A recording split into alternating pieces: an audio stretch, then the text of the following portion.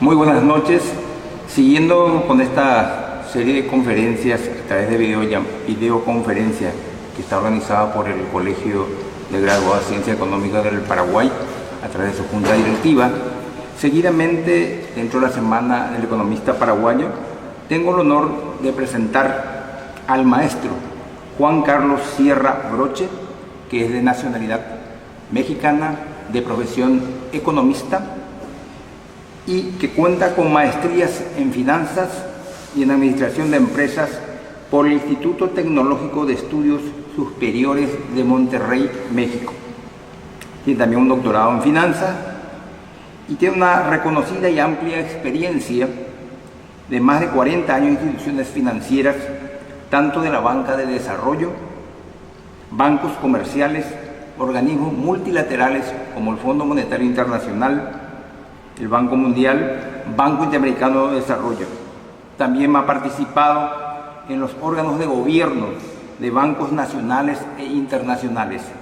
Actualmente es presidente de la Federación de Colegios de Economistas de la República Mexicana y presidente de la Asociación de Economistas de América Latina y el Caribe. Muy buenas noches, Juan Carlos. Muchas gracias por su participación en esta conferencia. Muchísimas gracias a ustedes, sobre todo por la invitación, pero además me sumo a la fiesta que ustedes están teniendo por ser el Día del Economista. Felicito al Colegio de Graduados en Ciencias Económicas del Paraguay y les mando un cordial abrazo de parte de todos los economistas mexicanos y en América Latina, los economistas paraguayos. Nos da mucho gusto que nos hayan invitado. En principio, agradezco, presidente, tu cordial invitación y saludo con mucho entusiasmo a Juan Pablo, que también igualmente somos integrantes de la Asociación de Economistas de América Latina y el Caribe. Yo quisiera, me voy a saltar un poquito de algunos temas y quiero empezar con la parte macroeconómica y luego voy a aterrizar un poquito a la parte de México, pero regresaré a la parte de la región de América Latina. Algunos de los comentarios que voy a hacer le van a pegar a México, le van a pegar a Bolivia, le van a pegar a Paraguay, pero la gran fortuna de estar lejos y de estar en este foro virtual es que si algunos comentarios podemos hacer virtualmente, tiene la ventaja que no podemos recibir tomatazos a distancia porque estamos virtualmente alejados.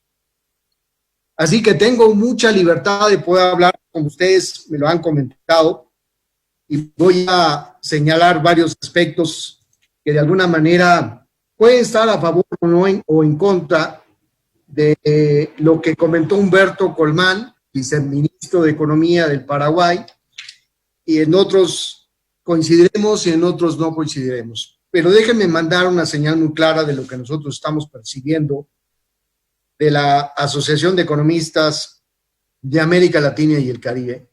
Vamos a empezar por hablar de las verdades. En estos momentos debemos de estar unidos sin distingos de partidos, ni partidistas, ni ideologías.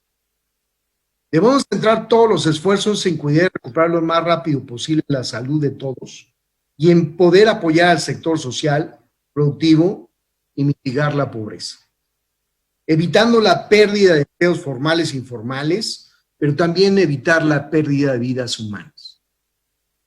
No importa que sí sea pobre, rico, marginado o no marginado, es una vida humana que por igual vale para todos nosotros. La crisis del COVID-19 se observa claramente en los siguientes aspectos que nosotros observamos y que para mencionar 5 sustantivos van los mensajes quienes, como decimos en México, les quede el saco. El colapso de la infraestructura de los sistemas de salud que fueron descuidados por décadas, administraciones de presidentes de un partido y de otro, sea cual sea, tan culpables son los actuales como los del pasado. Lo que no se vale es repetir la historia en el mañana. El segundo aspecto es la acción tardía de los gobiernos ante una incredulidad de su potencial efecto negativo que tiene el COVID-19. Hubo gobiernos que se burlaron de la enfermedad, y no estoy hablando de países subdesarrollados o no desarrollados, hubo de todo en América. Tercero, el interés político de resolver la adversidad económica y actuar con oportunidad. ¿Por qué lo decimos? Y voy a dar un dato duro en este momento, tomado como fuente la CEPAL. Del 2014 a 2019, América Latina en ese periodo apenas creció 0,4%. Es decir, la mayoría de las economías de América Latina estábamos débiles, veníamos decreciendo y no estábamos preparadas y estábamos muy ocupados con temas para resolver la parte económica y no le hicimos mucho caso a la parte del tema de salud. Y voy a agregar el último punto. La división entre gobiernos, mercado y sociedad ante una falta de acuerdo de coordinación de esfuerzos que actualmente no se está dando en general en cada país y no solamente en América Latina y el Caribe, sino en muchos otros países. Veamos los ejemplos en Estados Unidos o veamos los ejemplos que tenemos en Europa, por ejemplo en España. Es increíble que este tipo de situaciones las tomemos por el lado político y no por el lado humano. Y no nos pongamos de acuerdo en salvar vidas y no desprestigiar moralidades. Quiero comentarles, además,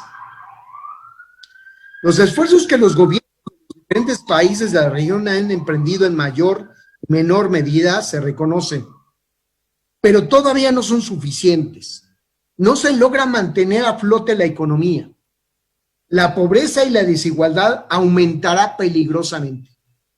El gran reto de los países de la región, de América Latina y el Caribe, es desarrollar la capacidad de interactuar para fortalecer su capacidad competitiva internacional y disminuir conjuntamente su vulnerabilidad a la que hoy puestos en términos de salud, producción, logística de movilidad, entre otros puntos.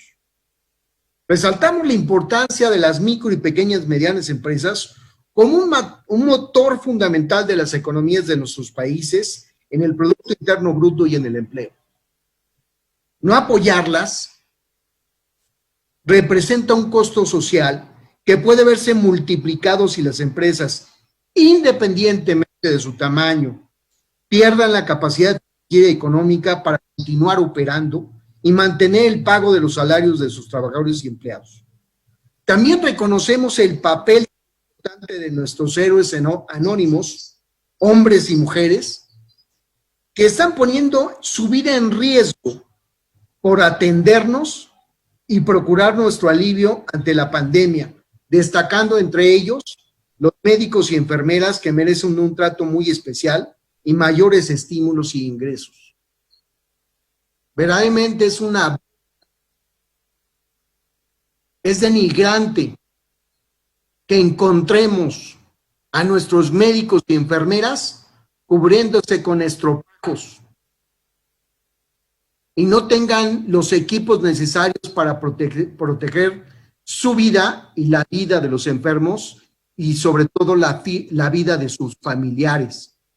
Perder a un médico y a una enfermera es verdaderamente vergonzoso para cada país. Por lo tanto, se propone en la región un programa de emergencia sanitaria y económica. Y repito, se propone en la región de América Latina y el Caribe un programa de emergencia sanitaria y económica. Y también se propone un plan económico y de desarrollo de América Latina y el Caribe para el periodo 2020-2050, que apoye la continuidad en operación del sector privado y su población que genera empleo o se autoemplean, fomentando el emprendedurismo, al mismo tiempo que disminuya el riesgo de la salud y la pobreza. Ya basta de decirles economías informales. Hay mucha gente emprendedora que contribuye a la parte de lo que es el consumo, que contribuye al servicio, como son los taxistas, como son las empleadas domésticas, como son la gente que ayuda en los supermercados y que no tienen un salario, pero tienen las ganas de trabajar y prácticamente hacen actividades productivas y artesanías, por ejemplo, para poder contribuir no solamente a la economía, sino a su ingreso familiar. Estos no debemos de llamarles informales, debemos de llamarles de una manera respetuosa emprendedores.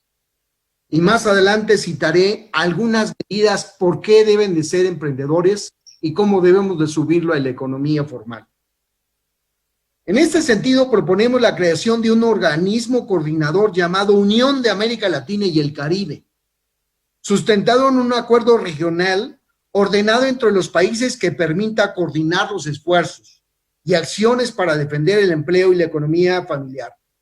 Integrado esta Unión de América Latina y el Caribe por los gobiernos de América y el Caribe, organismos para la economía y desarrollo, organismos para la migración, organismos para el fomento financiero, organismos de seguridad, organismos para el fomento turístico y laboral, organismos para el comercio, organismos para la salud y organismos empresariales, así como gremios académicos, como el que nosotros representamos.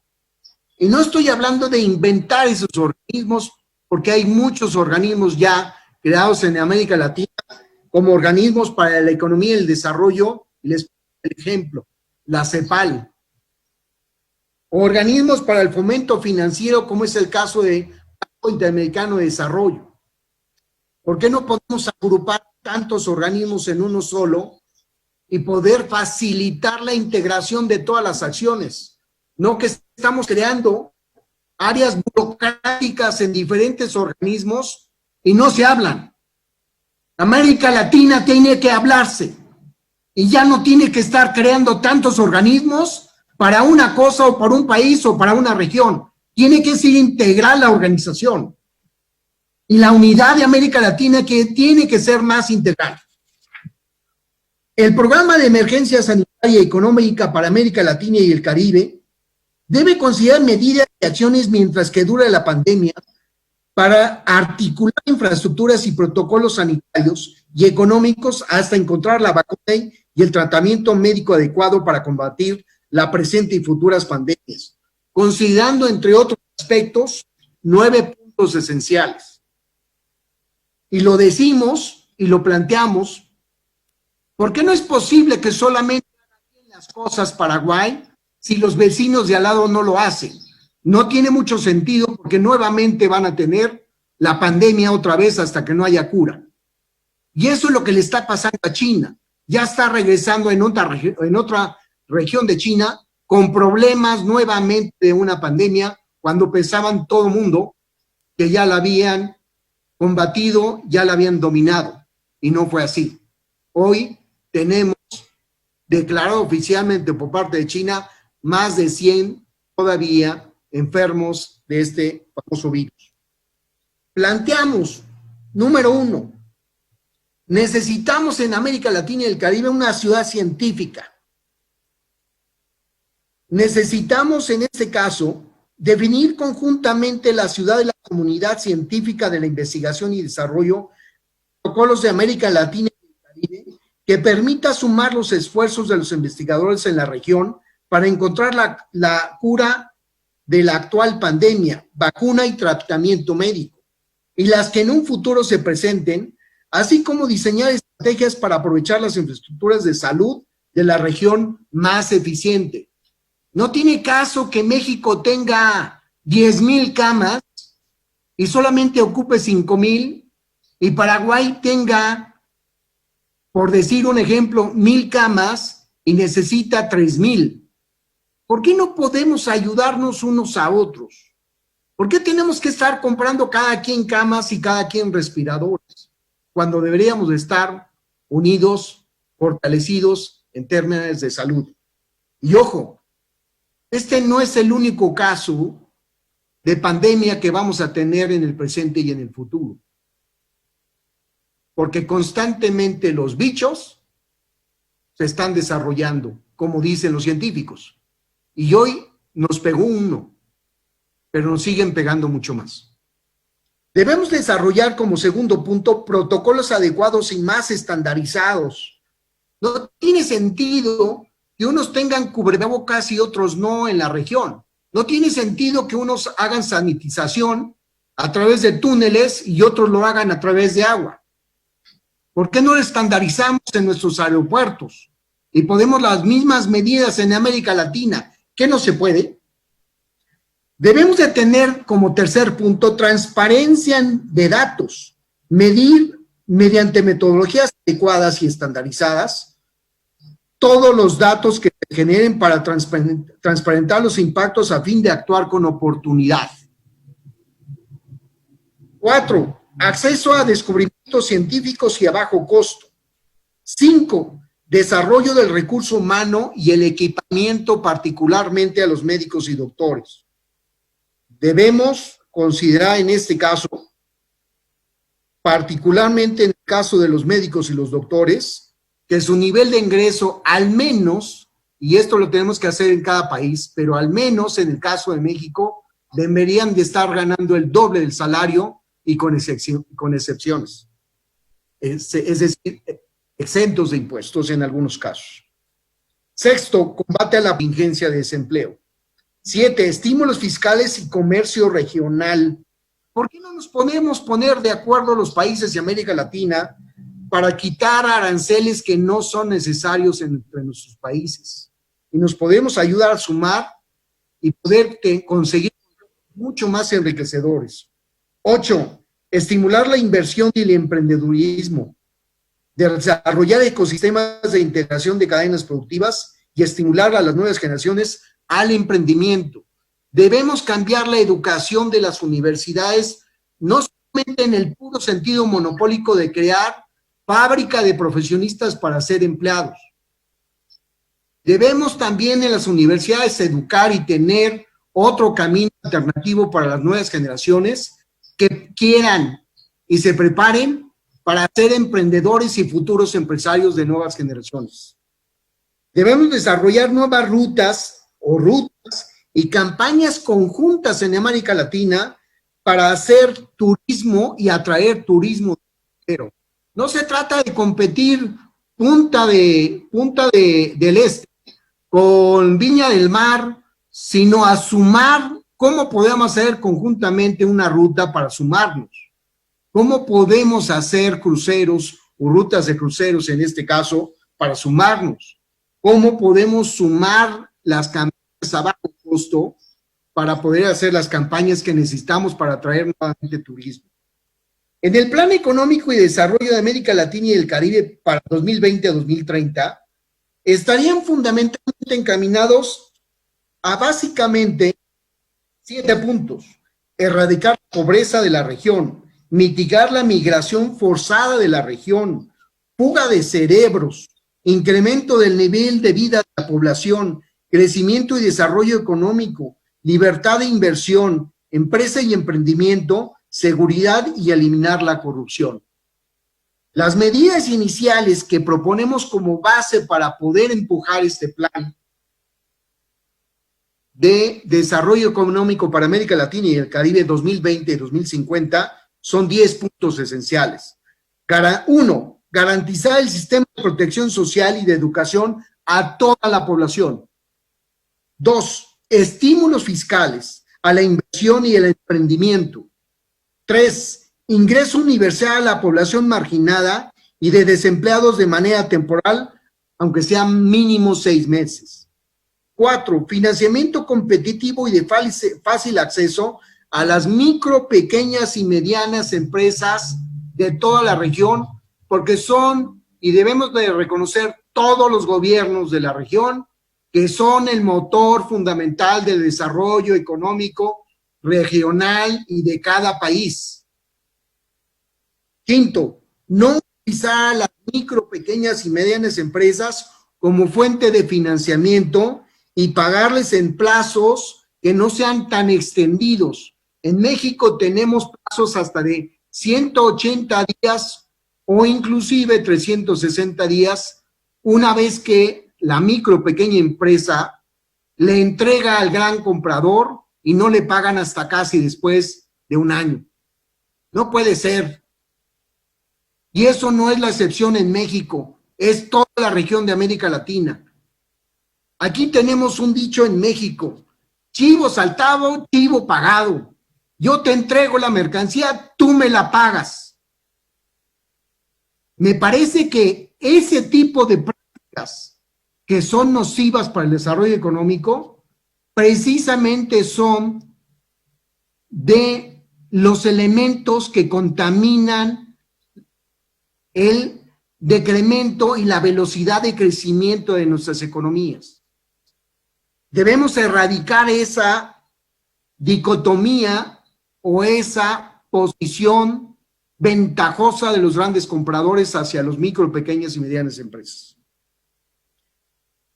Otro punto importante en este caso, como sexto, es incrementar el presupuesto a las autoridades locales en mecanismos más transparentes y sancionar eficazmente la corrupción y la inseguridad. 7. Simplificar los trámites de comercio y disminuir los aranceles al máximo para incrementar el consumo de productos y servicios de la región. 8. Apoyar las actividades más competitivas de la región, como el turismo y el sector alimentario. Veamos las ventajas competitivas que tenemos. La mayor riqueza de América Latina, primero número uno, es su factor humano. Los de América Latina, como seres humanos, somos cariñosos, somos amorosos y somos serviciales. Y esa es una ventaja competitiva que tenemos. Y la segunda, muy importante también, es la naturaleza de nuestras zonas geográficas. Aprovechémosla hasta el máximo. 9. Impulsar fuertemente la innovación y la tecnología. 10. Preservar las actividades estratégicas de la región, como el sistema financiero, logístico, de comunicación, movilidad y tecnología del futuro. Estamos seguros, los economistas de América Latina y el Caribe, que al pronunciarnos en este sentido, no nos equivocamos. Sabemos el rumbo y sabemos cómo hacerlo. Esperamos que a través de este evento llegue el mensaje a los gobiernos, porque así estamos decididos, a que lleguen los mensajes de tal manera que puedan entender los gobiernos de América Latina y el Caribe, que juntos podemos hacer mucho y podemos resolver cualquier situación económica y de salud con muchos mejores esfuerzos y mejores resultados. Pero individualmente y con posiciones encontradas y menos ideológicas, no vamos a llegar a ningún lado. Por eso nosotros lo jugamos más a la economía pragmática, a ver qué necesita cada país y sobre todo qué necesita la población para ayudarles de manera pragmática, no ideológica y sin conflicto de intereses. Esa es la posición que nosotros tenemos. América Latina es grande, no solamente por los países que lo integran, sino por la población y la hermandad que todos tenemos en la región. Aprovechémosla. Ese es el mensaje que queríamos enviarle. Muchísimas gracias, estoy a su disposición para poder hacer comentarios y responder a sus preguntas. Muchas gracias.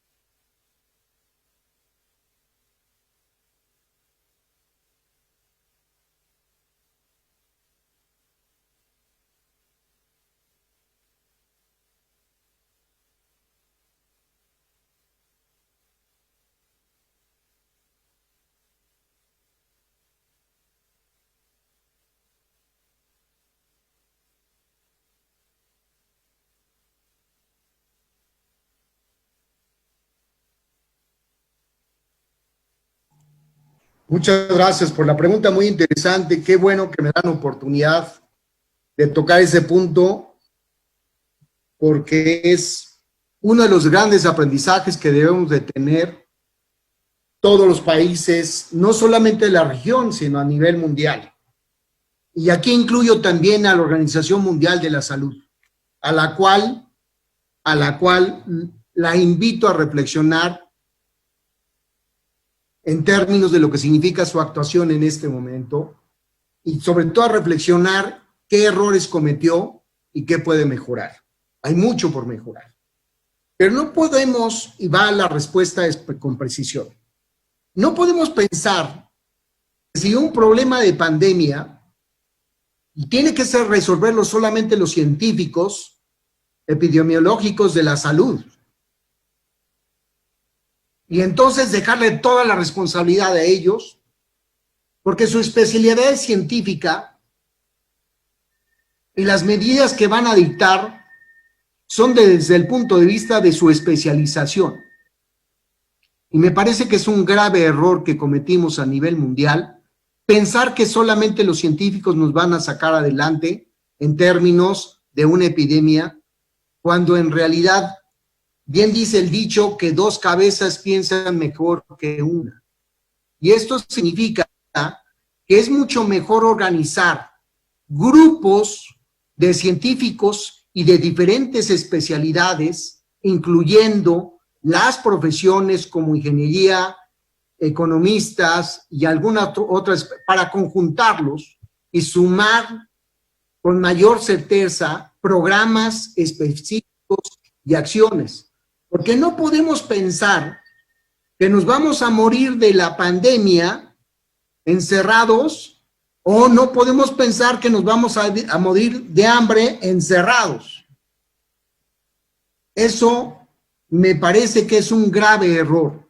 Por lo tanto, la parte fundamental, y va la respuesta en ese sentido, es que dejarle toda la responsabilidad a los científicos en términos de salud es un grave error, porque tenemos que hacer realmente un equipo interdisciplinario para no solamente tener medidas especializadas en temas de salud, sino medir también sus consecuencias y saber con ideas nuevas y frescas de otras especialidades cómo se pueden perfeccionar, cómo se pueden atacar las circunstancias que nos permitan a todos salir avante, sin que nos muramos de una enfermedad o sin que fallezcamos por hambre.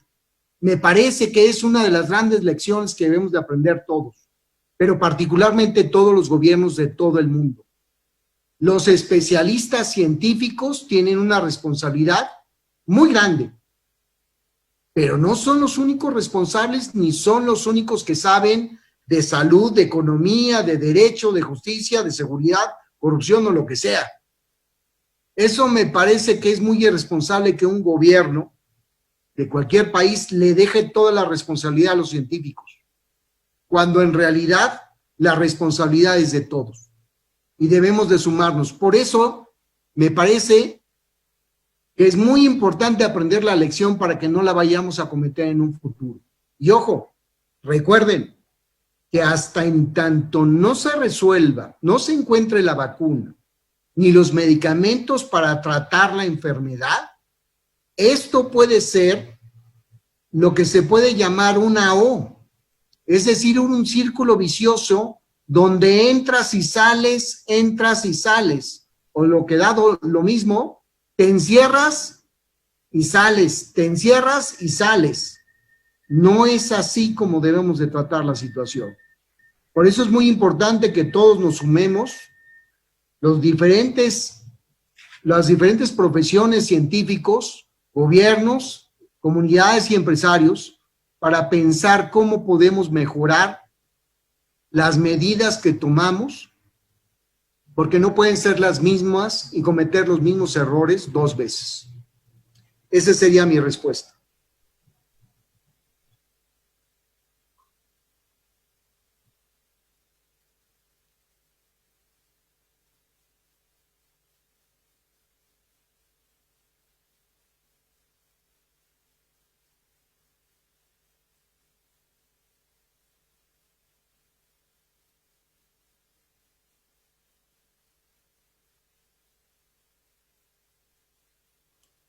Nosotros en la Federación de Colegios de Economistas de Colegio de Economistas de la República Mexicana, tenemos dos escenarios muy claros que planteamos a nivel nacional en México.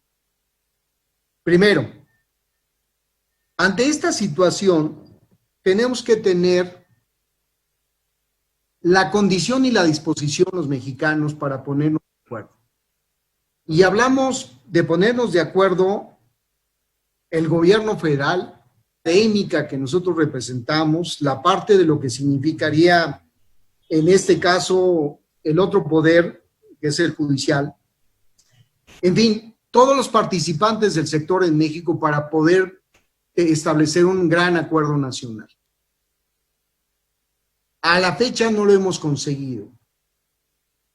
Pero si lo consiguiéramos, la estimación de tener un acuerdo nacional y sumar esfuerzos nos impacta más o menos en términos de tamaño y profundidad, y lo digo de esta manera. En términos de tamaño, si nos pusiéramos de acuerdo, el impacto que tendríamos en el Producto Interno Bruto sí sería negativo, pero sería de un nivel de menos 4% del Producto Interno Bruto. Y la profundidad sería más o menos entre 12 y 18 meses, la estancia de esa situación negativa. En el caso de no ponernos de acuerdo, como no nos hemos puesto de acuerdo, la parte del tamaño que tenemos seguirá negativa, pero a un nivel mucho más grande, casi equivalente a menos 10% del Producto Interno Bruto. Y la profundidad de lo que podríamos tener en estas condiciones y sus efectos podría durar al menos o aproximadamente 36 meses. Eso les da una idea de la dimensión en la cual nosotros en México estamos viviendo esa situación. Déjenme comentarles que el nivel, por ejemplo, de desempleo en menos de mes y medio, es decir, en menos de 2 meses, aproximadamente estamos hablando de mes y medio, hemos perdido 757,000 empleos. Son cifras oficiales. Y esperamos que al término de este mes prácticamente rebase el 1,000,000 de desempleados. Y en la economía que todo el mundo le llama informal, es muy grave, estaríamos hablando de 2 o 3 millones de gentes que se quedaron sin su negocio, sin su taxi, sin su vehículo, sin su puesto en el mercado y que tuvieron que cerrar porque viven al día. Eso es muy grave. La pobreza que midió, por ejemplo, una institución Coneval que se llama, y que hace investigaciones sobre la medición, entre otros aspectos de la pobreza, menciona muy claramente que es probable que este año agreguemos a los pobres que tenemos de cerca de 40 y tantos millones, 10 millones de gentes más. Ahora, déjenme dimensionarlo en términos de lo que está sucediendo o la correlación que tenemos con respecto a Estados Unidos para terminar de contestar la pregunta. En Estados Unidos se están abriendo, sobre todo fundamentalmente las plantas automotrices, y eso obligó, en el caso del gobierno mexicano, a declarar, cosa que no lo había hecho, a declarar ciertas actividades sustantivas para que iniciaran trabajos. Entre ellas está la parte de construcción, está la de minería y está la automotriz. Y esto lo hicieron con un efecto de poder coordinar el suministro de materias y de refacciones, por ejemplo, en el sector automotriz, para no parar las plantas y armadoras que se tienen en Estados Unidos, o viceversa, para que no paremos las plantas que tenemos en México, que son bastantes, no solamente de Estados Unidos, sino también de Japón, tenemos algunas otras europeas, y de lo que se trata es, a final de cuentas, es tratar de focalizar con protocolos muy estrictos la reapertura de las plantas. Eso se está haciendo. Y recuerden, un factor que esperemos que nos ayude para esta reactivación es que el 1 de julio se activa lo que es el acuerdo comercial llamado TEMEC entre México, Estados Unidos y Canadá, y esperemos que eso nos pueda ayudar para contribuir más rápido a la reactivación económica. Pero necesitamos estar unidos y necesitamos hacer a un lado los intereses de un solo sector para que nos sumemos y podamos trabajar en equipo. Esa sería mi respuesta.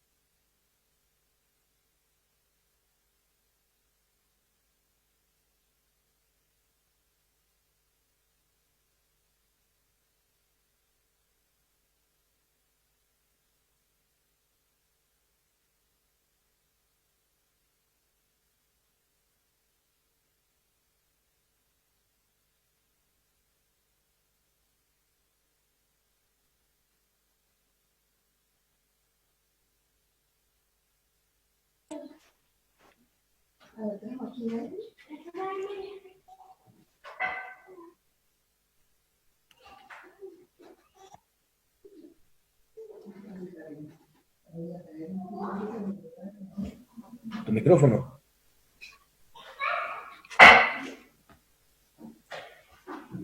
Juan Carlos, su micrófono.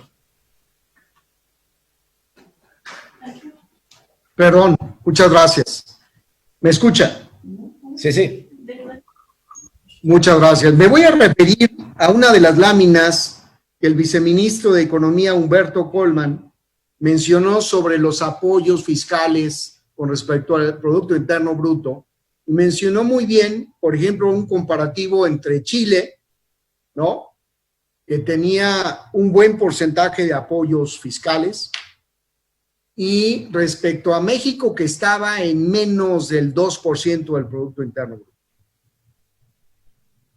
El gran reclamo que tiene hoy en día la empresa en México es que no ha habido suficientes recursos para apoyar a las pequeñas y medianas empresas.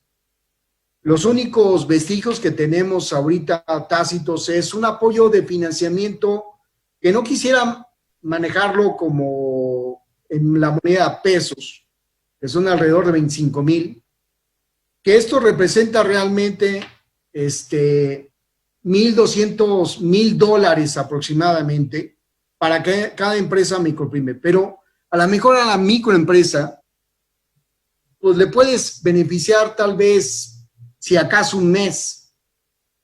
Pero ¿qué puede hacer una pequeña y mediana empresa con $1,000 cuando tiene una nómina que puede ser el tamaño de $500,000 o de cerca de $2 millones con $1,000? Absolutamente nada.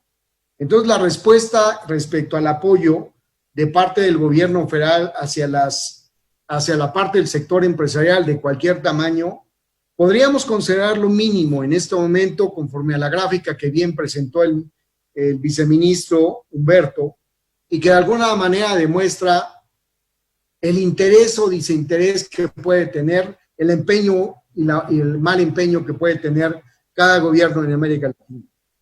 Creo que en esa parte diríamos una cuestión muy importante que hemos recomendado al gobierno federal, nosotros sí lo hemos difundido muy fuerte. El primer punto es que no solamente el gobierno federal debe tener una secretaría específica para las micro, pequeñas y medianas empresas, sino toda una estructura y un ecosistema que realmente refuerce y pueda identificar plenamente las necesidades de esas micro, pequeñas y medianas empresas para poderlas atender en la magnitud y necesidad que tienen. ¿Por qué digo esto? Déjenme ejemplificarlo en el caso mexicano, pero quiero extenderlo en toda América Latina. Porque no hay duda que en toda América Latina, como en el mundo, tenemos empresas familiares de la micro, pequeña y mediana empresa. En México, por ejemplo, representa más del 52% de contribución de las pymes al Producto Interno Bruto y genera el 72% del empleo nacional. Díganme si esto no es un motor fundamental de la economía, al menos lo vemos en América Latina como un factor importante. Creo yo, y así lo digo literalmente, no nos equivoquemos. Pensemos en este caso y pensémoslo bien. La economía necesita un reconocimiento pleno de los gobiernos, de los diferentes gobiernos en América Latina para reconocer a la micro, pequeña y mediana empresa y formarle una secretaría que así se llame, Secretaría de la Micro, Pequeña y Mediana Empresa, para trabajar específicamente en uno de los principales motores de la economía, no solamente de México, sino de América Latina y el Caribe. El reconocimiento pleno es lo que hace falta. La acción y la coordinación es lo que necesitamos.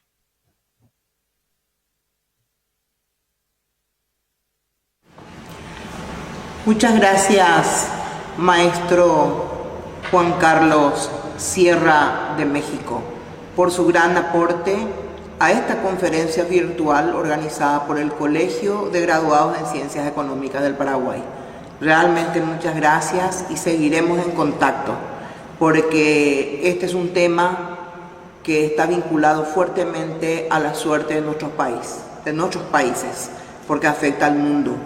Por lo tanto, cuanto mayor información se tenga al respecto y sobre todo del ámbito de la economía, será importante. Por lo que nuevamente le digo muchas gracias en nombre de todos los colegas del Colegio Graduado en Ciencias Económicas.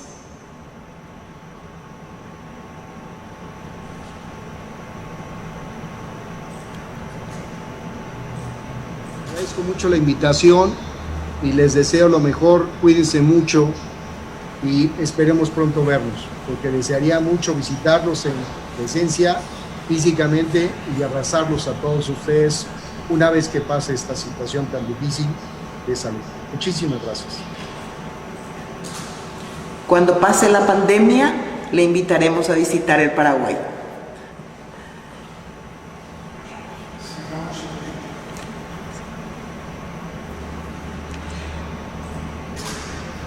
Muy bien, con esto estamos culminando esta conferencia virtual que ha sido realmente una experiencia única porque es la primera vez que organizamos tres economistas de primer nivel hemos tenido.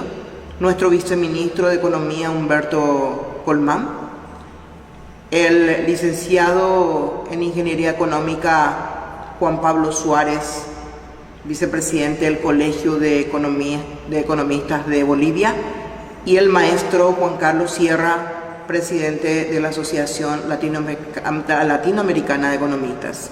Por lo tanto, gracias a todos los colegas, a todas las personas, porque he visto personas de otros países conectados también para saber de esta conferencia y los temas que se han estado tratando.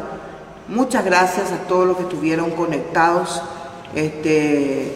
a esta conferencia, reunirnos en realidad cotidiana y exhortarles a cuidarnos, exhortarlos a cuidarnos nosotros y a cuidar a los demás, porque cumpliendo las recomendaciones sanitarias estamos cumpliendo con nosotros mismos, con nuestras familias, con nuestro país y con el mundo.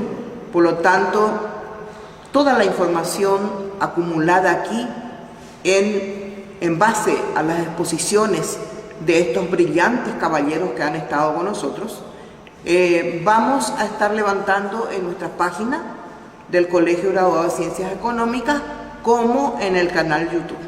Entonces, que pasen un buen fin de semana. Frío hace en Paraguay, así que, y frío hace en Asunción para los que somos paraguayos.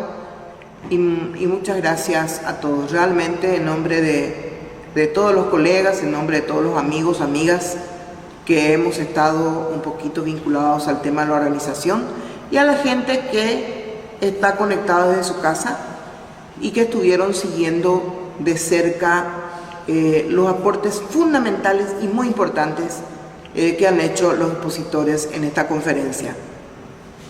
Buenas noches.